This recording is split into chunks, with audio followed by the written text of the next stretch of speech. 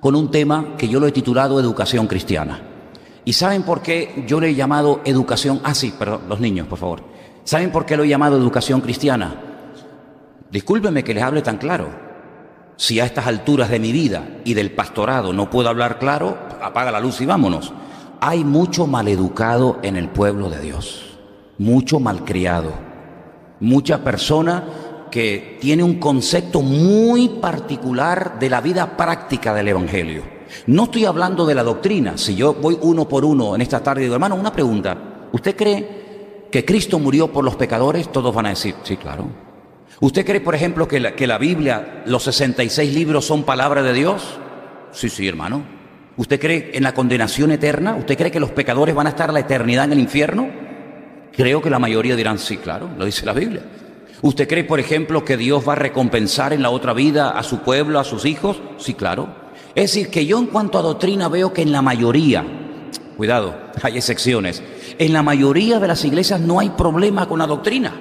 Prueba de ello que si ustedes no estuvieran de acuerdo con la doctrina, no estarían aquí, estarían en otra congregación. No, mira, es que yo creo otra cosa. Bueno, pues entonces se va a otra iglesia.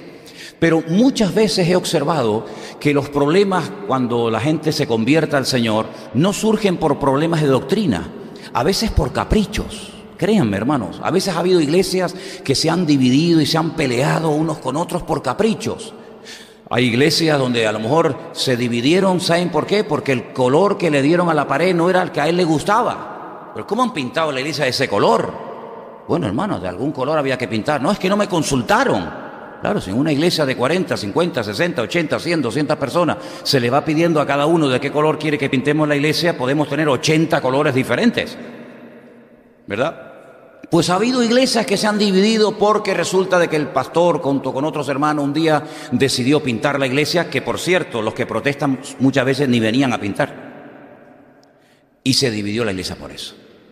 Ha habido iglesias que a veces se han dividido porque la iglesia creció y cuando eran poquitos tenían una copa para celebrar lo que llamamos el pan y el vino, la Santa Cena, y el pastor dijo, hermanos, miren, ya la iglesia ha crecido y estamos todos 5, 6, 10 personas bebiendo de la misma copa, ahora somos 80, tardamos una eternidad en terminar de participar de la Santa Cena y encima 80 personas. Yo no soy escrupuloso, ustedes saben que a mí no me da asco nada. Yo he comido platos hasta con cucarachas dentro, así les digo de claro. Yo no soy escrupuloso, pero hay otra gente que dice, si hubiera probado el primero la copa, pero claro, es que estoy en el puesto 55 y han bebido 55 antes que yo. Entonces está el diente del hermano que se le cayó, la baba del otro que no sé qué, ¿verdad? Entonces el pastor dice, a partir del próximo domingo, del próximo mes, la Santa Cena la vamos a repartir cada uno con su copita. Tercera Guerra Mundial. Ustedes se ríen, pero yo he estado en iglesias que me han dicho, ¿sabes que la iglesia se dividió? Digo, sí, he observado que no está la familia tal, la familia cual, los otros. ¿Y qué pasó? ¿Algún problema de doctrina? ¿Algo de...? No. Sino que el pastor decidió que a partir de ahora vamos a tener cada uno una copita, es más higiénico, más rápido. ¿Y? No, porque la Biblia habla de la copa. Vamos a ver, hombre, habla de la copa, pero no es lo mismo que coman o participen 12. Imagínense una iglesia donde yo he predicado, una iglesia de 8 o 10 mil personas. ¿Cómo hacemos? Una copa para 10.000 personas, ¿cómo hacemos? No terminamos nunca, ¿verdad? Imagínense el bautismo del día de Pentecostés. ¿Cuántos se bautizaron? Como 3.000. ¿Y uno solo bautizó a 3.000? ¿En qué cabeza cabe eso? No puede ser. A un minuto por bautismo son 3.000 minutos. ¿Cuántas horas son 3.000 minutos? Una barbaridad, ¿verdad? Entonces, a veces los problemas surgen por cuestiones prácticas, por cuestiones de relación. Y algunos dirán, pero esto es algo de este siglo, de este tiempo. No. Ya en los tiempos del Nuevo Testamento, cuando todavía estaba fresco el Evangelio, había hermanos que se peleaban unos con otros por la comida. Por la comida. ¿Cuál fue el primer problema de la iglesia primitiva? ¿Por qué le pones más a ella que a mí? Porque ella es judía y yo no, ¿verdad? ¿Cómo puede ser que se pelearan en una iglesia tan poderosa, con semejantes ministerios, una iglesia tan bonita, por la comida? Es que somos muy espirituales, pero a la hora de la comida, si te he visto no me acuerdo, amigo. Imagínense que hiciéramos eso aquí, que llega, estamos repartiendo y de repente a una hermana le ponemos un poquito más y a ti un poquito menos. ¿Cómo reaccionarías tú? No, yo no. Yo siempre cuando me dirijo a ustedes, claro, yo sé que ustedes están siempre en un nivel, yo les veo a ustedes cuando les veo así una cosita aquí, un arito, ustedes están en una santidad espectacular, nosotros ya somos más de carne, entonces, ¿verdad? Pues por eso yo le dije, Señor, ¿qué nos hace falta? Educación cristiana, ¿verdad? Hemos dicho en este estudio, hemos hablado de la carne, hemos hablado de cómo el ego se quiere entronizar, de cómo el hombre quiere gobernar su vida, de cómo el mismo Señor Jesucristo tuvo que renunciar a su voluntad. Y esa noche el Padre dijo, pues vas a morir, porque mi voluntad es que mueras. Y Cristo la aceptó, sin ningún problema, ¿verdad? Y no se quejó, sino al contrario, dijo, no se haga mi voluntad, sino la tuya.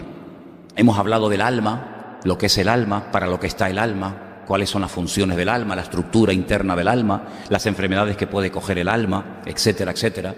Pero hemos hablado de que dejarse única y exclusivamente guiar por el alma, que son las emociones y los sentimientos, muy peligrosos. Muy peligrosa. ¿Por qué? Porque los sentimientos que hoy tienes, por el calor, porque has tenido un día malo, porque a lo mejor no vendiste lo que creías que hoy te lo iban a comprar, el trabajo que te habían prometido resulta que no te lo van a dar, o por lo que sea, ese estado de ánimo en este momento, bajo esas circunstancias, son diferentes al estado de ánimo que puedes tener dentro de 72 horas, cuando te llaman y te dicen, oye, mira el trabajo que te ofrecí, ven que está reservado para ti. Y automáticamente ya cambias. O en vez de tanto calor ya hace más fresquito, ya puedes dormir mejor de noche y no estás de mal humor al día siguiente. Entonces, dejarse llevar única y exclusivamente por emociones o por sentimientos, muy peligroso, muy peligroso. Sin embargo, la Biblia nos habla de otro modelo, de otro estilo de vida, y es dejarnos guiar por el Espíritu de Dios. ¿Dónde trabaja Dios? En el espíritu humano. Ese espíritu, estamos repasando, quedó desconectado, muerto, por decirlo de alguna manera, el día que Adán y Eva pecaron. El día que Adán y Eva pecaron, automáticamente su espíritu quedó como desconectado. Es como si le sacáramos el cable ahora al micrófono. Por más que grite, no va a funcionar, porque esto tiene una conexión que va a una mesa, de esa mesa va no sé qué. Pues exactamente igual. Ese espíritu está muerto, muerto totalmente. El alma no, el alma está viva.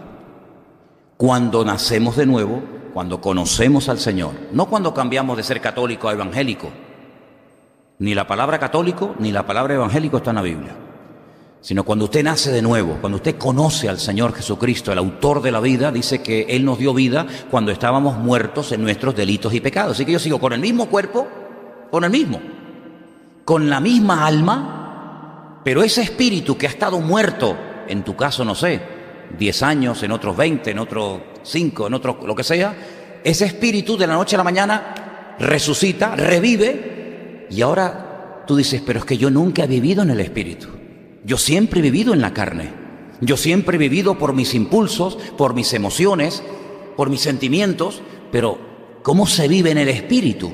¿Cómo puedo saber si me está guiando el alma o me está hablando y me está guiando el espíritu? Entonces, es ahí donde se produce el cacao y el follón muchas veces entre creyentes, porque confunden la voz de Dios con la voz de su conciencia, con la voz de su alma, y toman una decisión y después se dan cuenta que se han equivocado porque no saben diferenciar cuando el Señor te está hablando o cuando tú mismo te estás hablando.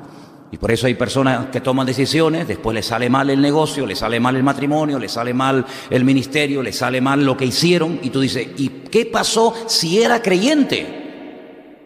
Que no actuó guiado por el Espíritu.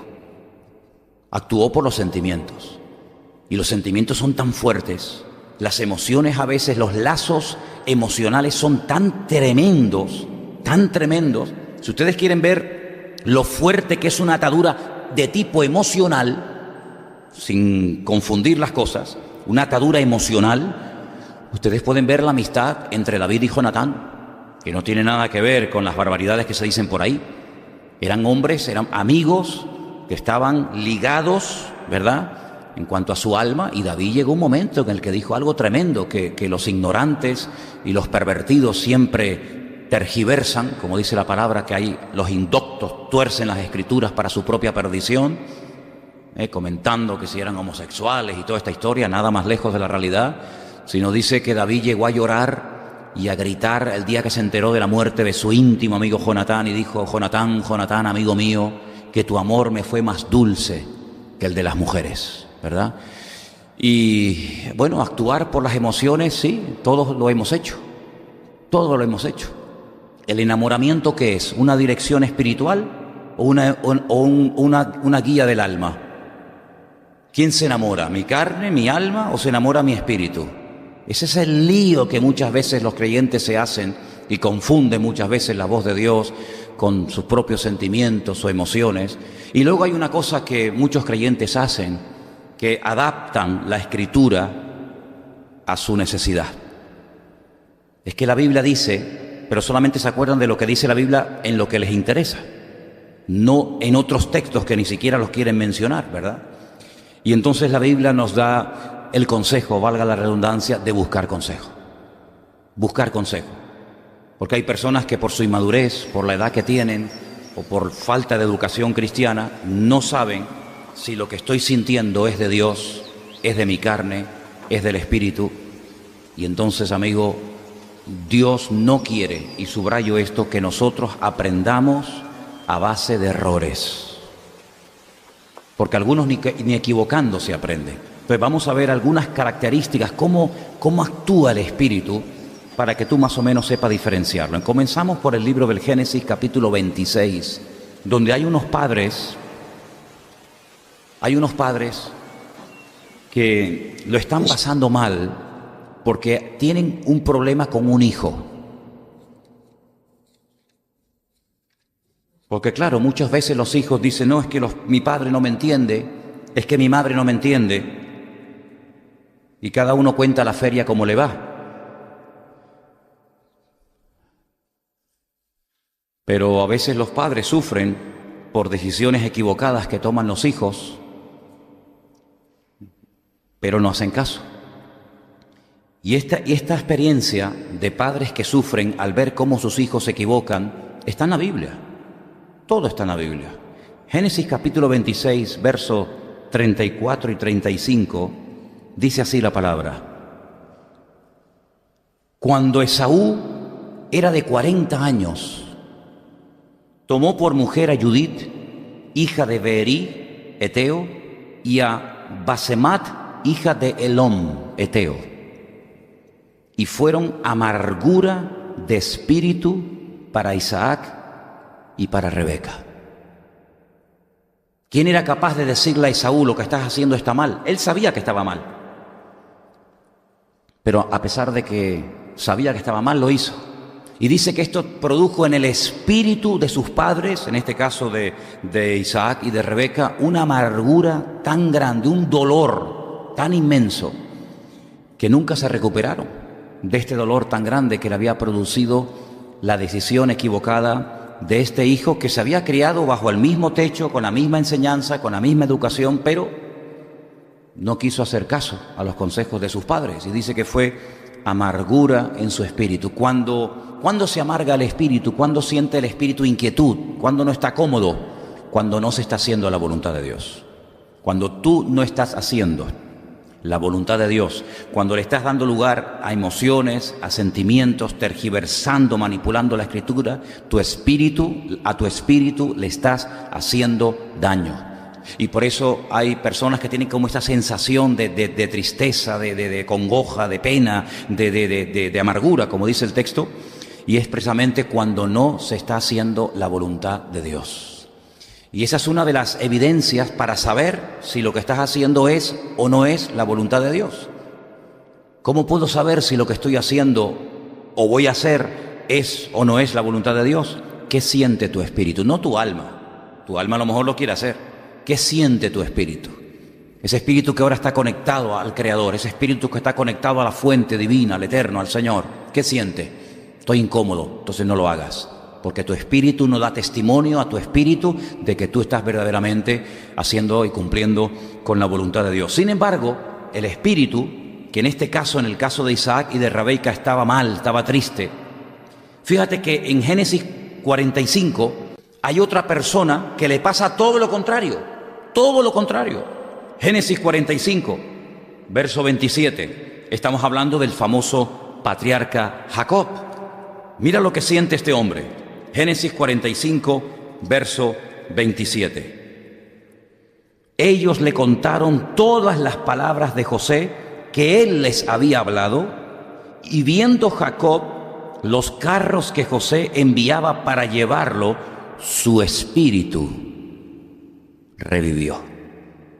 Entonces dijo Israel: basta, José, mi hijo vive todavía, iré y le veré antes de que yo muera. Más de 20 años creyendo que su hijo había muerto y su hijo estaba vivo y muy prosperado y muy bendecido y muy usado por el Señor, pero él no lo sabía. ¿Por qué estuvo tantos años triste hasta el punto que dice: descenderé con tristeza a la muerte? Como un hombre que veía ángeles, un hombre que conocía al Señor perfectamente, un hombre que era un hombre de Dios a pesar de sus defectos, como todos tenemos.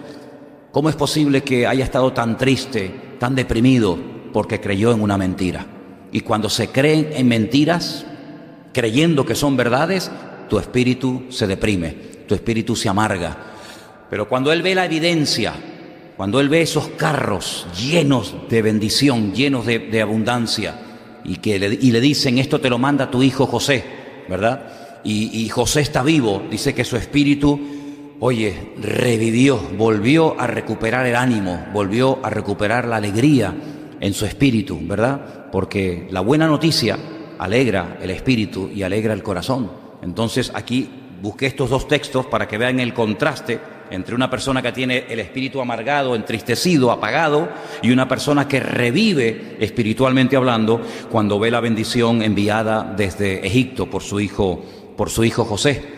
Pero fijaros que cuando tiempo más tarde, en Éxodo capítulo 6, Moisés, que ha sido llamado por el Señor en el desierto a través de aquella zarza que ardía pero no se consumía, dice que cuando él llega a Egipto y le dice al pueblo: mira, el Señor me envía, por fin vamos a salir de aquí, después de tanto tiempo de amargura, de sufrimiento, de esclavitud, se acerca el fin, vamos a ser libres, Dios nos va a sacar, vamos a tener un país para nosotros solos, vamos a ser felices, vamos a poder darle un futuro, una esperanza a nuestros hijos. Y con esta buena nueva, con esta noticia, llegó Moisés a Egipto. Pues miran el capítulo 6, versículo 9, mira lo que dice: de esta manera habló Moisés a los hijos de Israel, pero ellos no escuchaban a Moisés a causa de la congoja de espíritu y de la dura servidumbre.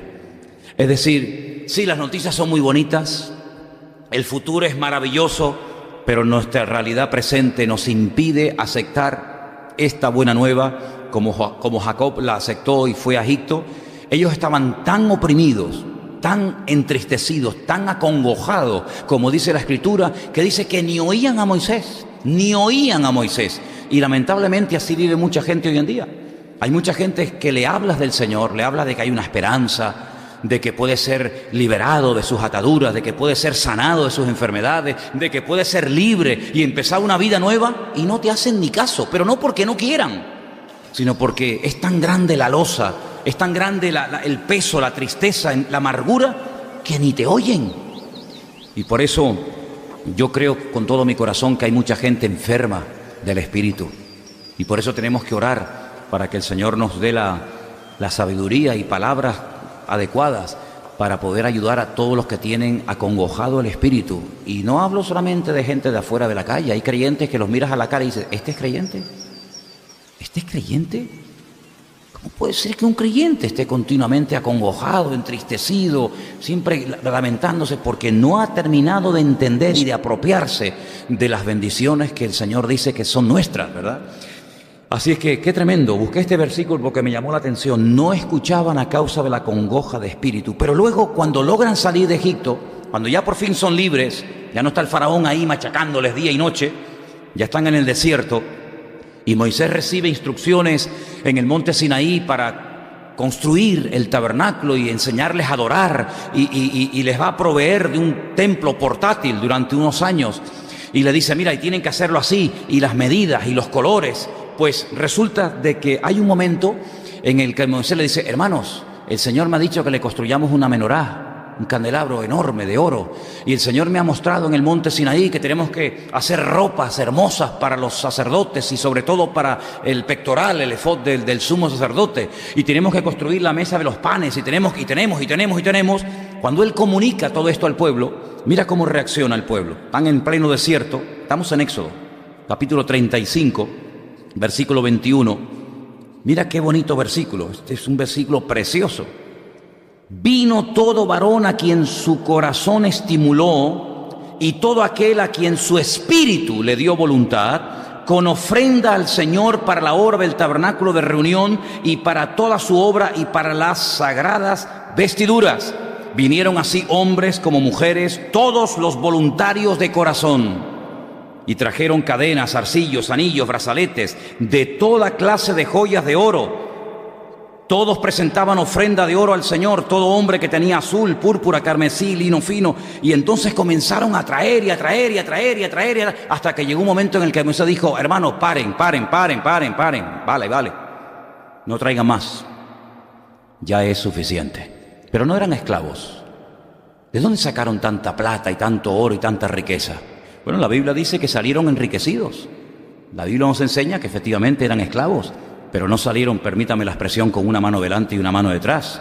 Los que se quedaron arruinados fueron los egipcios. Ellos salieron con toda la riqueza de Egipto. Y los egipcios les entregaban joyas y les entregaban oro y les entregaban cosas que eran de ellos, porque se las entregaban. Este egipcio le decía: toma, vete y lárgate de aquí. Llega el momento en el que el pueblo está en el desierto libre y con un buen patrimonio. Cada uno tenía sus buenas ropas, tenía sus joyas. Bueno, ¿y ahora qué vamos a hacer con todo esto? Cuando Moisés comunica al pueblo y dice: hermanos, aquí hay una necesidad. Nuestro Dios merece un templo.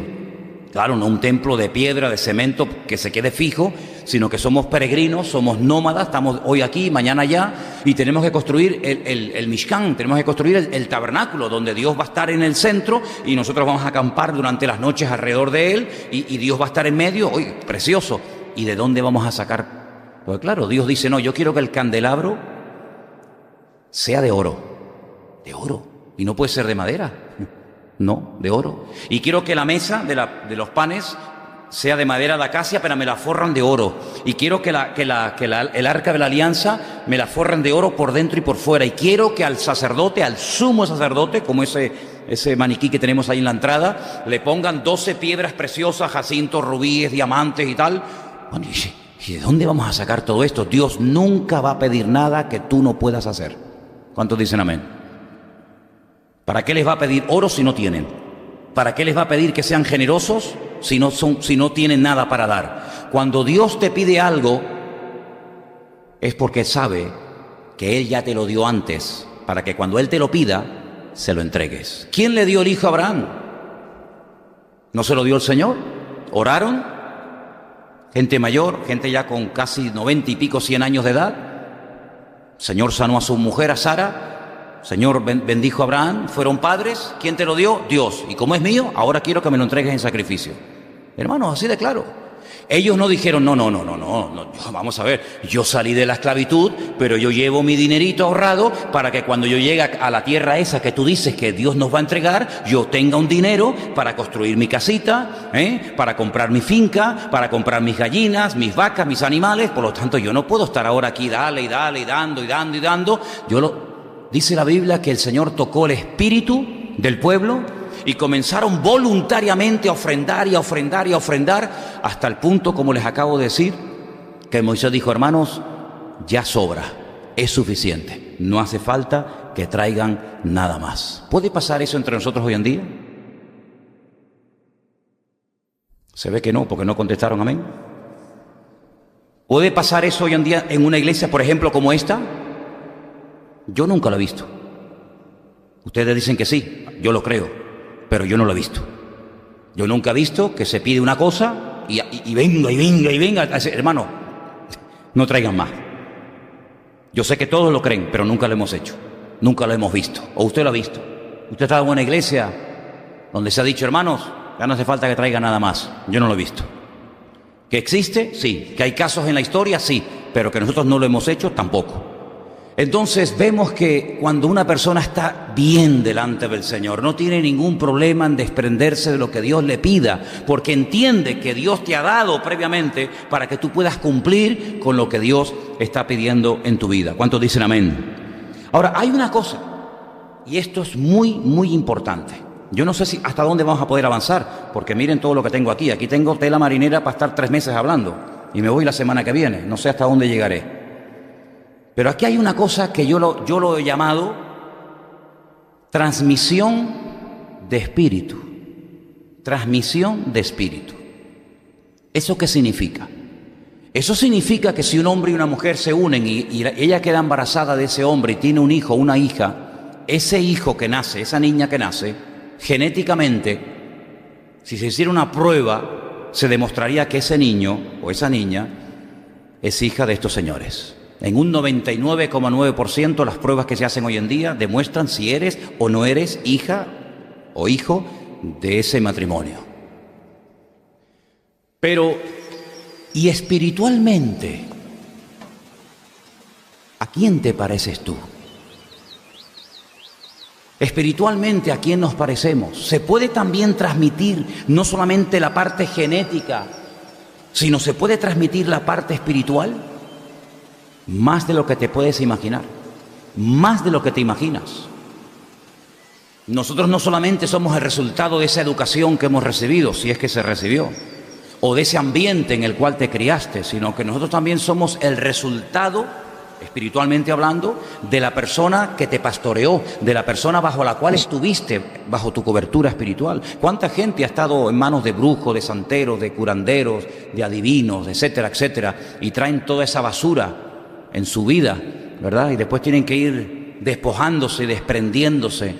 Que dicho sea de paso, si alguna persona ha estado aquí, o fuiste un día queriendo sin querer y encima pagaste a curanderos, a adivinos, a astrólogos, a echadores de cartas, tarotistas, etcétera, etcétera, pues algún día tendrás que arreglar ese área, ¿eh? Algún día tendrás que cerrar esa puerta que un día abriste, ¿vale? En fin.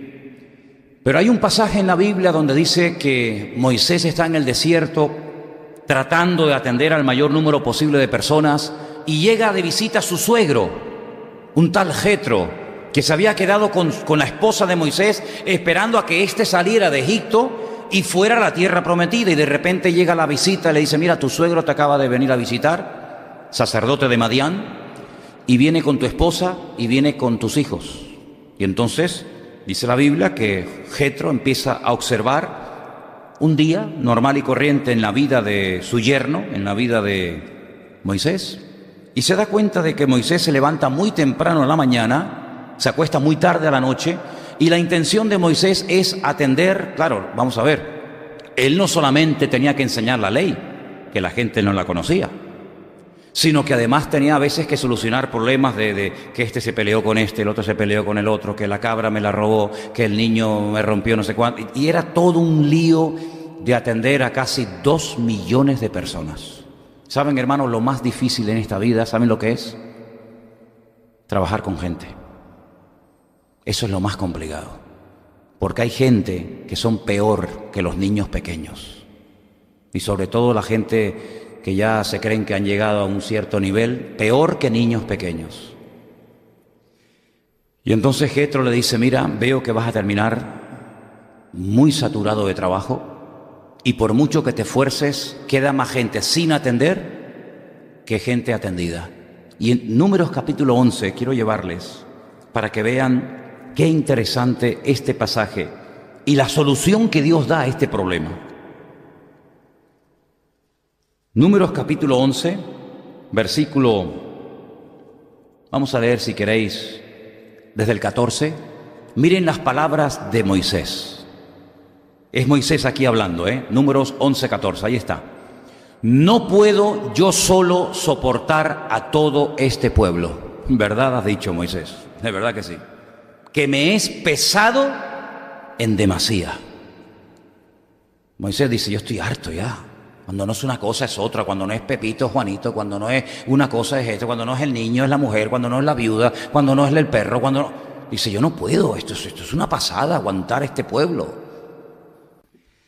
Bueno, pues entonces él expresa su pesar, dice, y si así tú lo haces conmigo, yo te ruego que me des muerte. Es que Moisés llegó al punto de decirle a Dios, quítame la vida, yo no aguanto más.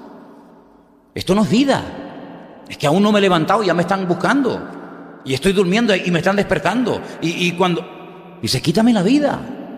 Igual que Elías, ¿se acuerdan que Elías también le pidió al Señor, quítame la vida, ¿no?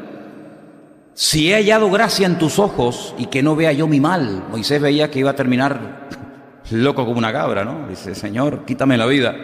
Entonces el Señor le dijo a Moisés, ahora viene la respuesta del Señor.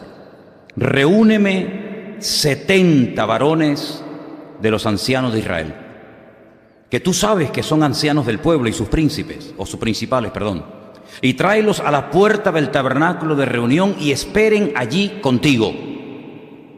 Mira, cuando tú no sepas qué hacer, si no sabes qué hacer es porque tú no has buscado la voluntad de Dios. Porque cuando uno busca de Dios, por muy cerrada que esté la puerta, por muy difícil que esté la situación, por muy harto que estés, cuando tú buscas a Dios y le dices, Señor, yo tengo esta necesidad, yo tengo este problema, yo tengo esta situación, el Señor siempre, siempre te va a contestar. ¿Cuántos dicen amén? Yo lo creo con todo mi corazón. Cuando nos agobiamos, cuando nos ponemos nerviosos, cuando parece que perdemos la paz, cuando no sé qué, es porque no estamos esperando en Dios. Porque Moisés llegó a un punto que dijo, yo no aguanto más, Señor, quítame la vida. Pero el Señor le dio respuesta. Se ve que el hombre oró, se ve que el hombre buscó la respuesta del Señor y el Señor le respondió.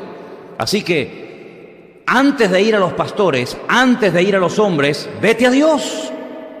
Consúltale a Dios, estate un ratito quieto en la presencia del Señor, apaga la tele, deja el móvil, deja el ordenador, estate un momento quieto en la presencia del Señor. Que por cierto, yo creo que sería muy bueno, Anderson, a partir de los próximos campamentos, eliminar 100% los móviles. Sinceramente, creo que en un campamento cristiano los móviles tienen que estar prohibidos. Y el que no quiera, que no vaya, que se quede. Que ¿quieres más a tu móvil que a Dios? Quédate con tu móvil, punto. Voy a estar yo en un campamento más pendiente del móvil que del Señor. A veces el Señor no te ha hablado y no te ha cambiado la vida porque no le das tiempo, porque estás más ocupado con tus historias que con las cosas del Señor. Mira a Moisés en el desierto, solo, agobiado, deseando la muerte. El Señor dice, mira, no te preocupes, tú coges a 70 personas, 70 ancianos, dice que de verdad lo son. Sí, gente seria, gente madura en el Señor, te vas con ellos al tabernáculo de reunión y esperen allí. ¿Y cuánto tiempo espero? Tú espera allí. Y mira lo que pasa. Yo descenderé, le dice el Señor a Moisés, hablaré allí contigo, tomaré del espíritu que está en ti y lo pondré en ellos. Esto es transmisión espiritual, mi hermano, así de claro. Y ellos llevarán la carga del pueblo contigo y no la llevarás tú solo. ¿Cuántos dicen amén? ¿De quién iba a tomar el Señor? Del espíritu de Moisés. Y se lo iba a transmitir a los 70 colaboradores que iban a estar con ellos. Claro, Moisés tenía 70 colaboradores. ¿Y los colaboradores aquí dónde están? Porque habiendo colaboradores, gloria a Dios, pero el problema es cuando esos 70 hombres iban a llevar la carga juntamente con Moisés. Si lo que le preocupara a Moisés, a ellos también les iba a preocupar. Las metas de Moisés también serían las metas de ellas. Los problemas que tenía que atender Moisés, ellos también los atenderían. Si no eran 70 personas con una chapa, encargado de no sé qué, líder de no sé cuánto, no, eran personas con carga, no con cargos. Con carga por la obra. Oye, Moisés se levanta a las 5, yo también. Moisés se levanta por la mañana para atender a todas estas mujeres. Aquí estamos nosotros. En otras palabras, no eran 70 vagos, no eran 70 personas con un título, con una medalla y al fin y al cabo no servían para nada. Eran personas que se remangaban las mangas, que estaban ahí al pie del cañón con Moisés. Y el Señor tomó del espíritu de Moisés y se lo transmitió a ellos, para que no compitieran, sino para que hubiera un mismo espíritu. Bueno, pues esa fue la solución que el Señor dio en aquellos tiempos para solucionar un problema de una magnitud tremenda y alivió a este hombre. Bueno, hay otro momento, este es uno, pero hay otro momento, tal vez no es a lo mejor tan claro, pero también lo quiero mencionar, donde dice la Biblia que él ve que hay una batalla que no se va a ganar con espadas y con lanzas y con jabalina, porque aquella batalla tenía una connotación diferente. Y Moisés, dice la Biblia, que se sube a lo alto de una montaña a orar. Y mientras él levantaba las manos y oraba, dice que abajo Israel ganaba a Amalek. Pero cuando, claro, él se cansaba y bajaba las manos, que ya estaba el hombre cansado, Amalek prevalecía, y entonces él volvía a levantar las manos y Amalek retrocedía, Israel superaba, y así hasta que dos se dieron cuenta y dijeron: oye, ¿te has dado cuenta lo que pasa cuando Moisés deja de orar? ¿Te has dado cuenta cómo se cansa y cómo baja los brazos? ¿Por qué no hacemos una cosa? Vamos a ponerlo sentado en una piedra. Lo pusieron en una piedra, dice: tú siéntate, tú tranquilo ahí. Igual da ahora sentado que de pie, tú tranquilo, tú siéntate ahí. Y si vemos que al levantar las manos hay victoria, agarra tú por ahí, agarra tú por aquí, y que siga orando y orando y orando y orando. Claro, fue la oración de Moisés. Fueron sus manos levantadas clamando al cielo, pero gloria a Dios por el que estaba a su izquierda y gloria a Dios por el que estaba a su derecha, que también fueron copartícipes de la victoria de Israel contra Amalek, ¿sí o no? Bueno, pues esa gente que sostenga los brazos, ¿dónde están? ¿Dónde están? Si es que están. Porque gracias a aquellos dos, Moisés pudo aguantar hasta el final y Amalek fue machacado. Porque dice que la guerra de Amalek no era contra Israel, era contra el trono del Señor. Se levantó contra el trono de Dios. Y es el único enemigo que el Señor le dijo a Israel: arrásalo, y de generación en generación tendrás guerra con este enemigo. Es un espíritu que se traspasa de generación a generación. Ahora se llama Amalek, mañana se llamará Amán, y mañana se llamará Hitler, y mañana se llamará el tal, pero hay que hacer guerra continuamente contra esto. Y entonces vemos cómo el espíritu del pueblo, de Moisés en este caso, fue transmitido a estos 70 colaboradores. Y ¿saben qué curioso? Que en el Evangelio según San Mateo hay un pasaje donde dice que el Señor coge a sus discípulos. Claro, siempre hablamos de los 12 discípulos, pero nos olvidamos que Jesús, cuando comenzó su ministerio, tenía 70.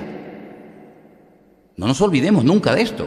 Vemos que los 12 y los 12, Jesús llegó a tener 70 discípulos y después se quedó en 12, ¿verdad? Y después en 11 y después...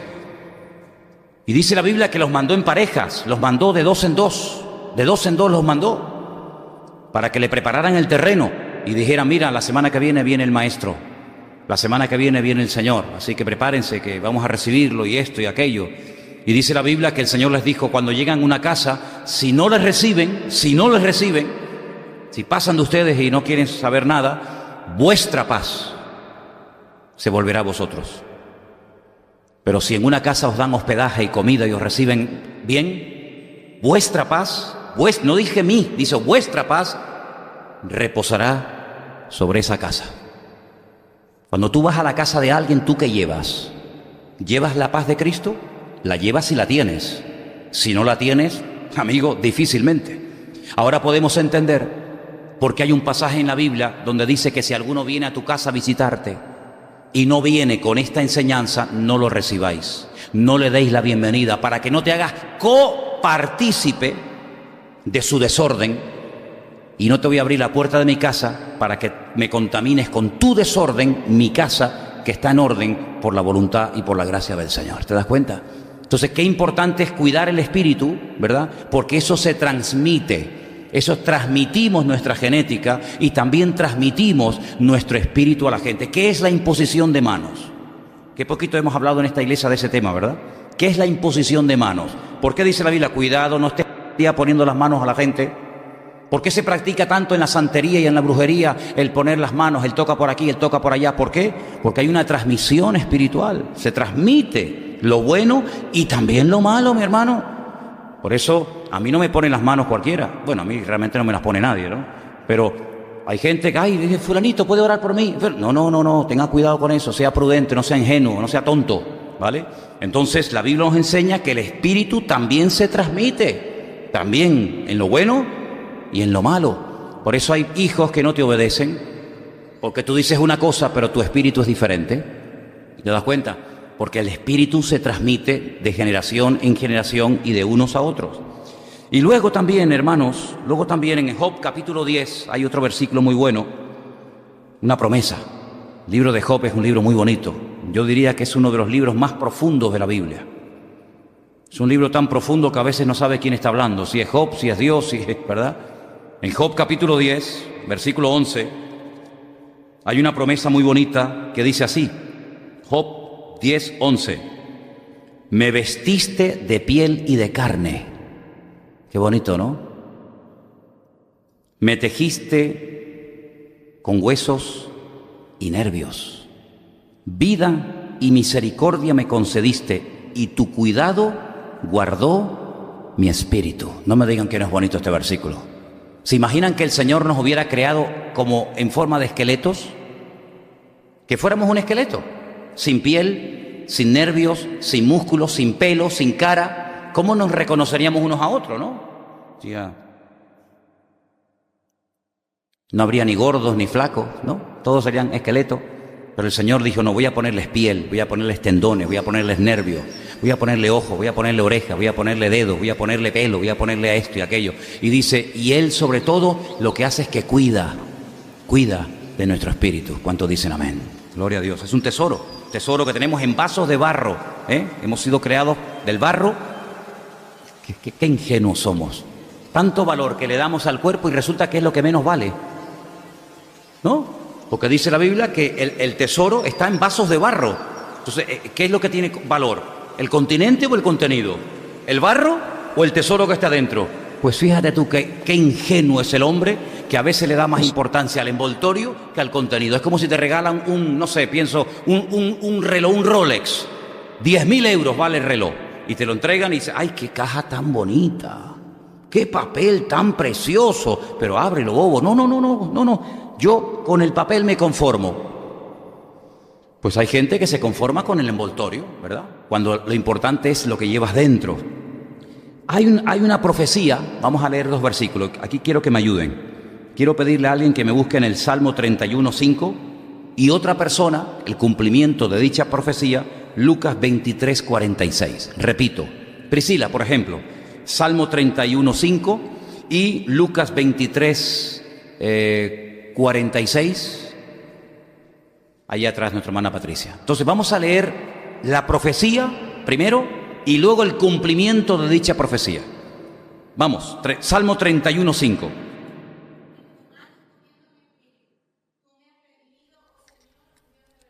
En tus manos encomiendo mi espíritu.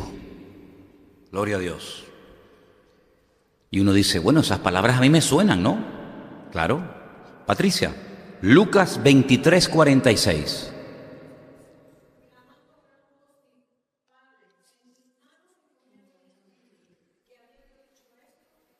¿Cómo sabía el Señor ese salmo, Él sabe que está a punto de morir, ya está en los últimos segundos de vida.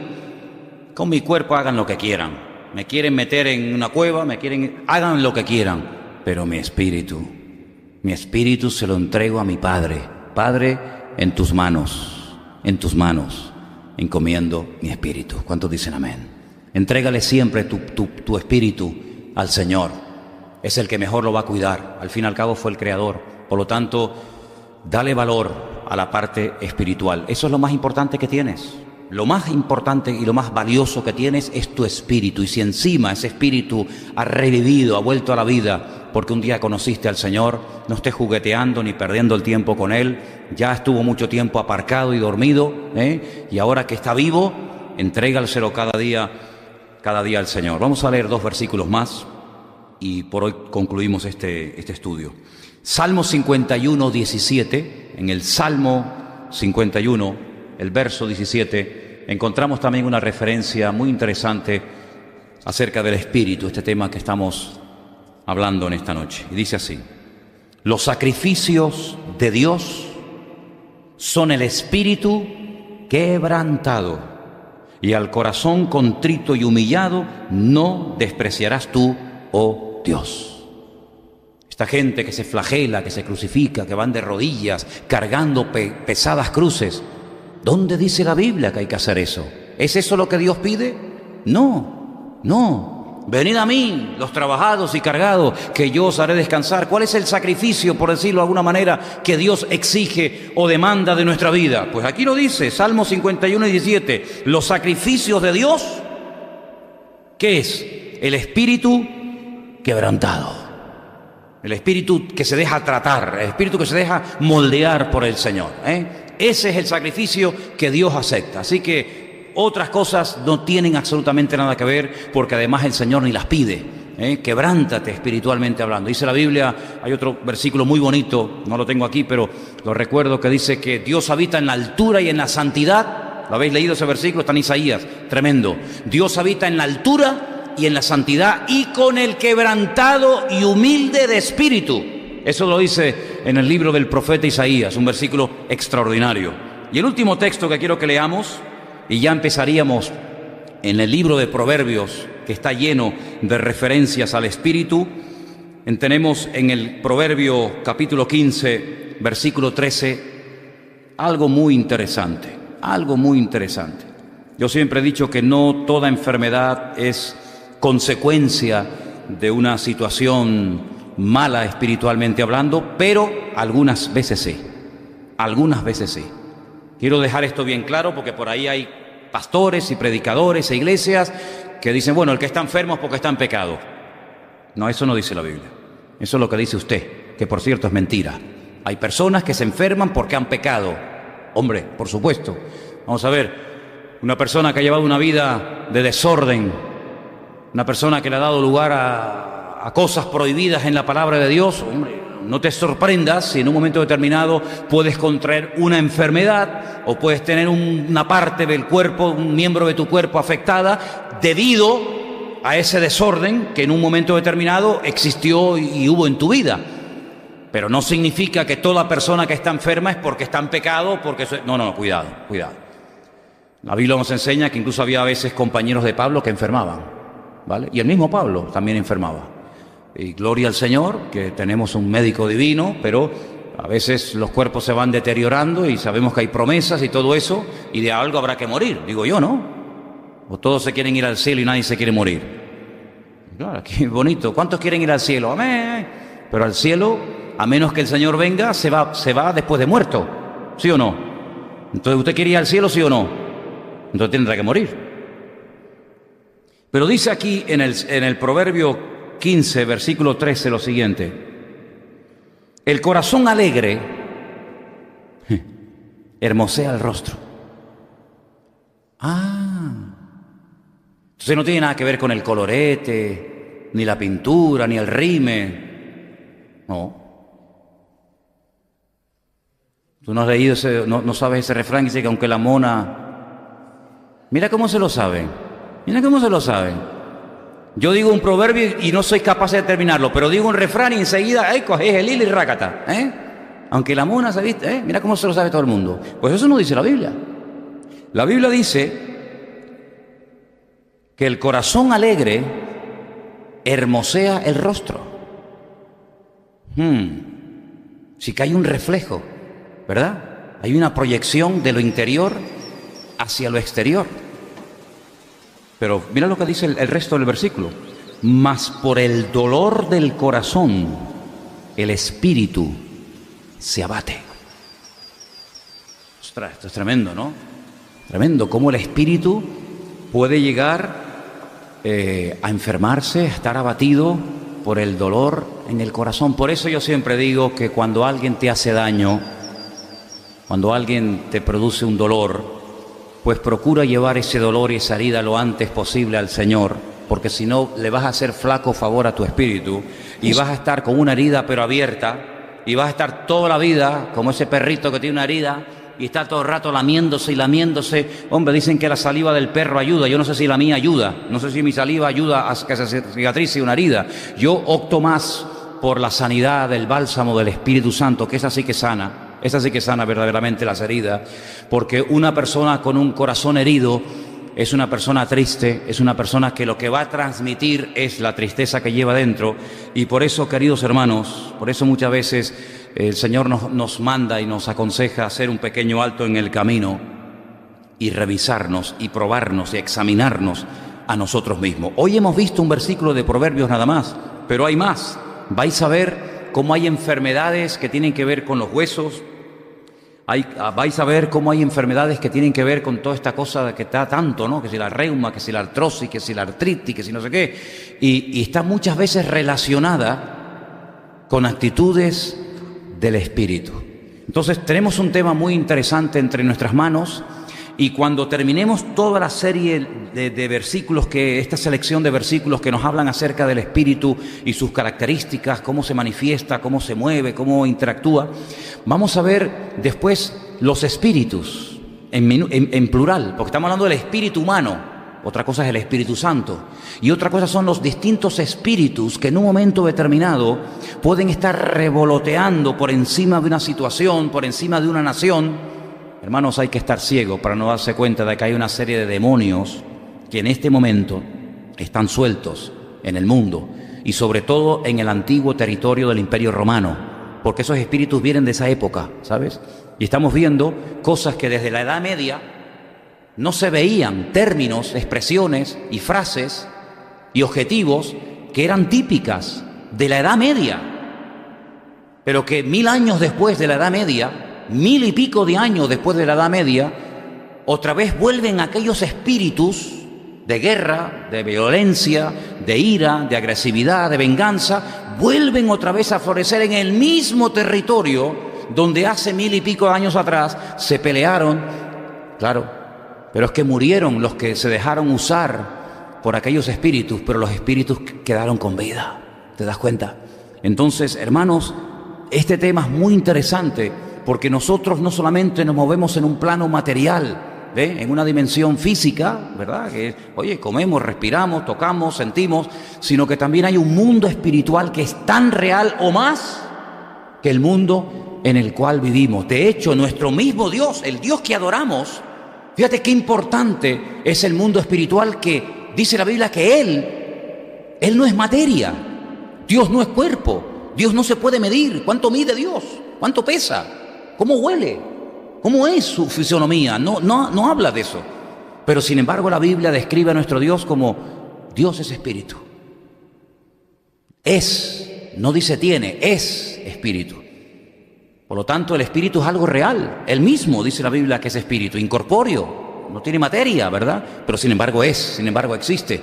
Y a nosotros, ese Dios que nos ha creado y nos ha dado cuerpo para poder movernos y nos ha dado limitaciones de espacio y de tiempo, ha puesto en nosotros, como dice Eclesiastés, eternidad, ha puesto espíritu dentro de nosotros para que podamos conocerle, para que podamos ir preparando nuestro ser interior para que cuando estemos en su presencia, nuestro espíritu ya esté entrenado. Por eso hay gente que no entienden que aquí estamos entrenándonos, hermanos. La vida es un entrenamiento. Esto no es un spa donde vamos a relajarnos y a salir, ¿verdad? No, esto es un entrenamiento constante y permanente.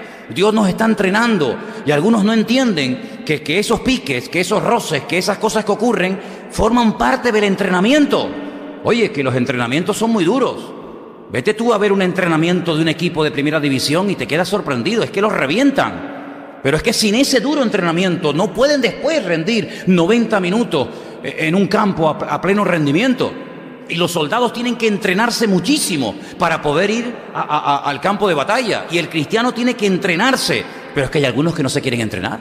Hay algunos cristianos que dicen, bueno, yo lo que quiero es estar tranquilo, no quiero tranquilidad, yo no quiero rollo, yo quiero estar tranquilo. Pues mire, pídele al Señor que lo lleve. Si usted quiere estar tranquilo y no quiere tener problemas y que nadie se meta con usted y usted quiere tener paz y tranquilidad, yo no quiero rollo, yo no quiero lío, pídale al Señor, Señor, llévame contigo. Y el Señor esta noche es así, pum, y se lo lleva. Gloria a Dios, se fue. ¿Dónde está? Se fue con el Señor. ¿Quería descansar? Ya se fue a descansar. Pero mientras estemos aquí, esto es lucha, hermano. Esto es batalla, estamos en guerra. ¿Cuántos dicen amén? Dice Pablo, yo he peleado. Pero ¿cómo que he peleado? Claro, he peleado, ¿el qué? La buena batalla, no la buena, hay batallas malas, la buena batalla. Y habla de casco, y habla de yelmo, y habla de espada, y habla de guerra. Y dice, ¿pero esto qué es? Es que estamos en guerra, amigo, estamos en guerra. ¿Contra quién? Contra demonios. ¿Cómo? Contra demonios. No demonios de estos mequetrefes, estos arrugados, así todo feo, ¿no? Como este de... No, no, no. Principados. ¿Y de dónde viene la palabra principado? De príncipes. Y potestades, de poderosos, contra huestes espirituales de maldad en las regiones celestes. Y tú dices, no veas, es que esa es nuestra batalla. ¿Usted sabe pelear esa batalla? ¿Qué armas está usted utilizando? Claro, ellos juegan con una ventaja, entre comillas, que ellos nos ven a nosotros. Pero a nosotros no nos hace falta que le veamos, porque nuestro capitán, nuestra autoridad los ve perfectamente y nos revela y nos muestra las cosas, ¿verdad? Acomodando, como dice la Biblia, lo espiritual a lo espiritual, lo material a lo material. Y por eso queremos, en esta última parte de este estudio de educación cristiana, hablar acerca del espíritu, saber movernos en el espíritu. Ya en la carne ya sabemos movernos, y en la mente y en la experiencia, movernos en el espíritu, ¿verdad? Y quiero que oremos en esta tarde, porque este estudio no ha hecho más que comenzar. Pero vamos a ver, Dios mediante, el domingo, que tenemos otra oportunidad. Bueno, tengo aquí cantidad, hermano, cantidad. Yo no me rasco la panza, sino estoy todo el día buscando por aquí, buscando por allá, y este versículo, y el otro versículo. Y solamente permítame, ya de verdad, para terminar, decirle, mira, si nosotros no le damos lugar al Espíritu de Dios en nuestra vida, esta lista que tengo aquí, que está en la Biblia, esto no me lo invento, esto está en la Biblia, esto está al lado de cada espíritu, hay un versículo, 1 o 2. Espíritu de celos. ¿La ha leído esto alguna vez? Espíritu de celos. ¿Y cómo reconozco yo que un espíritu de celos me está molestando? ¿Cómo se hacía en la Biblia cuando un marido estaba celoso de la mujer? ¿Alguien sabe? Hay un capítulo entero que dice, ¿usted tiene celos de su mujer? ¿Usted desconfía de su marido? Podemos hacerlo en la iglesia, si es bíblico. Podemos hacerlo. Si es que era lo que se hacía. El problema es cuando en las iglesias se mete la psicología. Y la psicología es para el mundo, no es para la iglesia. ¿Usted tiene celos de su marido? ¿Usted cree que su mujer la está engañando? Venga, vamos a hacer lo que dice la Biblia y vamos a esperar 10 minutos. A ver qué pasa. Y en la Biblia, cuando pasaban una serie de cosas, decía, es verdad. No son sospechas, es verdad, eso está en la Biblia. ¿Por qué no se hace en las iglesias? Yo qué sé, esto está en la Biblia. Espíritu de celo, espíritu de mentira, está en la Biblia mencionado. ¿Dónde? Primera de Reyes 22:22. Espíritu de mentira, espíritu de sueño. Este abunda mucho, Este está... que duerme este tío, tiene espíritu de sueño, ¿Dónde está el espíritu de sueño? En Isaías también está. Espíritu de fornicación, una lujuria constante y permanente, constante y permanente. Se te van los ojos, de noche, de día, cuando duermes, cuando descansas. Una lujuria espectacular. En el caso de que sean una mujer, que también las hay, se llama espíritu de Jezabel. Ay, amigo, desprende una sensualidad que tú dices, ¿cómo esta niña de 13, 14 años, esta mocosa, desprende una sensualidad? ¿Dónde aprendió esto? ¿De dónde le viene esto a esta mocosa? Se llama espíritu de Jezabel.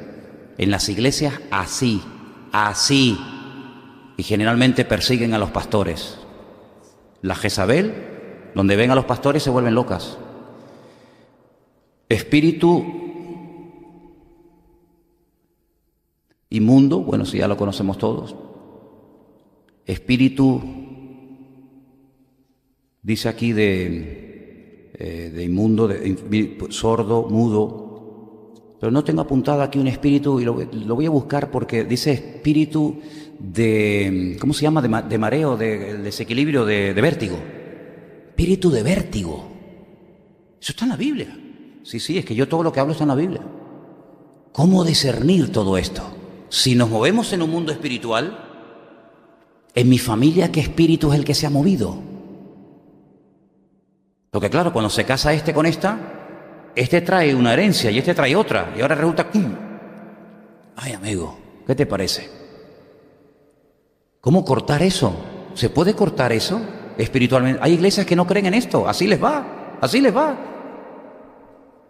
Pero la Biblia nos habla acerca de que hay influencias de tipo espiritual, tremendas, pero tremendas. Mira, yo tenía una maestra, una hermana, que me dio clases a mí en el seminario, era de Venezuela. Lo que a mí esa mujer me enseñó, a mí en aquel momento me sonaba chino. Ella nos dio unas clases acerca de todo este tema del mundo espiritual y nos decía, vamos esta tarde a dar un paseo por la playa de las Canteras en Las Palmas y les voy a mostrar qué espíritus tiene la gente. Claro, a nosotros nos sonaba chino aquello. Íbamos por la calle y nos decían, miren a aquella persona, miren esto y esto que hace. ¿Te das cuenta? Esa es la característica física y natural de este tipo de espíritu. Oye, era impresionante tú, de verdad, ¿eh? Entonces nosotros sabemos que este es mormón porque va vestido de esta manera. Sabemos que este es policía nacional o local. No, este es nacional. Y este es guardia civil. Y este es por el uniforme que lleva. Y en el mundo espiritual, ¿cómo podemos diferenciar qué espíritu es el que te ha estado a ti siguiendo toda la vida? Entonces, de todo esto hablaremos. Porque aunque a algunos les pueda sonar a chino o a fábula o a ciencia ficción, esto es la pura realidad. Hay espíritus que trabajan a través de la mente. Hay espíritus que trabajan a través de los ojos, de la boca. Y todo esto está escrito en la palabra de Dios para que no seamos torpes ni ignorantes, sino sepamos cómo movernos y cómo actuar en cada momento y en cada situación. Pero sobre todo, como dice la Biblia, estés llenos del Espíritu Santo de Dios. Amén. Cierra tus ojos ahí donde estás, por favor. Vamos a orar.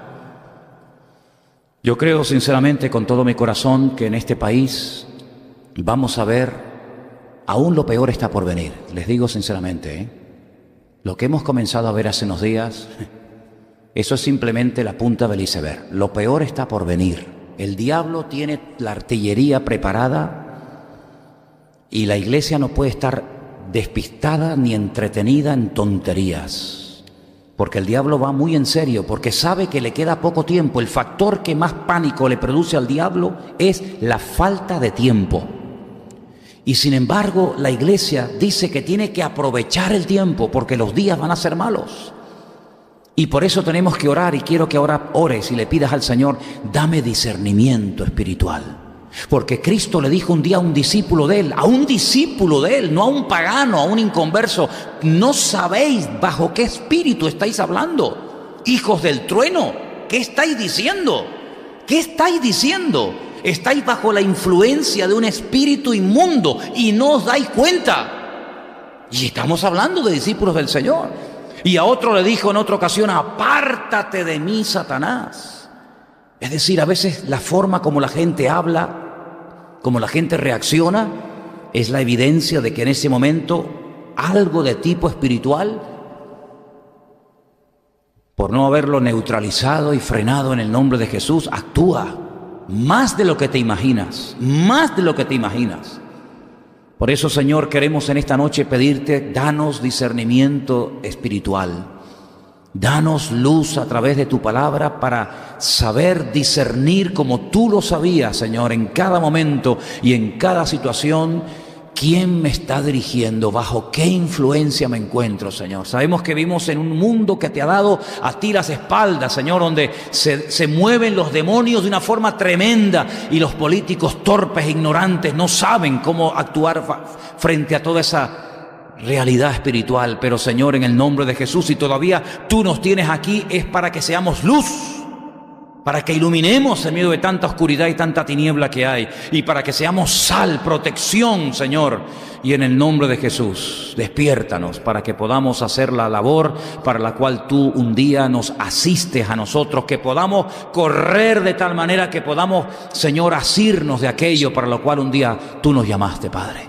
Quita la torpeza, quita, Señor, esa ceguera espiritual que impide, ese velo que impide, esa escama de los ojos que tienen que caer en el nombre de Jesús, para que podamos ver las virtudes de aquel que nos llamó de las tinieblas a su luz admirable. Aleluya. Señor, solamente queremos estar bajo la influencia de tu Espíritu Santo. Dígaselo por favor al Señor en este momento. Dígaselo por favor en alta voz, quiero oírles. Solamente queremos estar bajo la influencia de tu Espíritu Santo, nada más. Solamente quiero que me guíe tu Espíritu, porque yo sé que el Espíritu Santo va a venir y ha venido para guiarnos única y exclusivamente a la verdad, a lo que glorifica a Cristo, a lo que tiene que venir de parte del Señor a nuestro corazón. Y tu palabra dice que la iglesia tiene que estar atenta a lo que el Espíritu le dice y le enseña a la iglesia cada semana.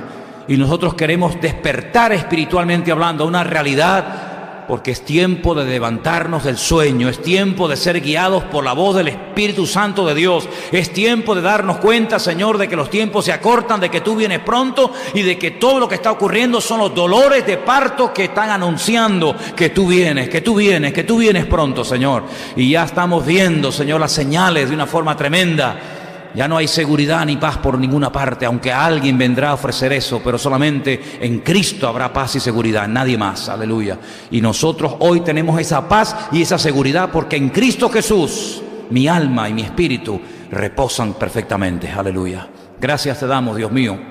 Ayúdanos a estar conectados a este estudio, a no perder el hilo, a estar atentos, pendientes, Señor, a recordar, a repasar y a estar atentos a toda la enseñanza y toda la instrucción que Dios mediante tú nos traerás semana a semana. Gracias por esta oportunidad de aprender. En el nombre santo y bendito de Jesús pedimos todo. Amén. Pedimos todo. Amén. Pedimos todo. Amén. Pedimos todo. Amén. Pedimos todo. Amén. Pedimos todo. Amén. Pedimos todo. Amén.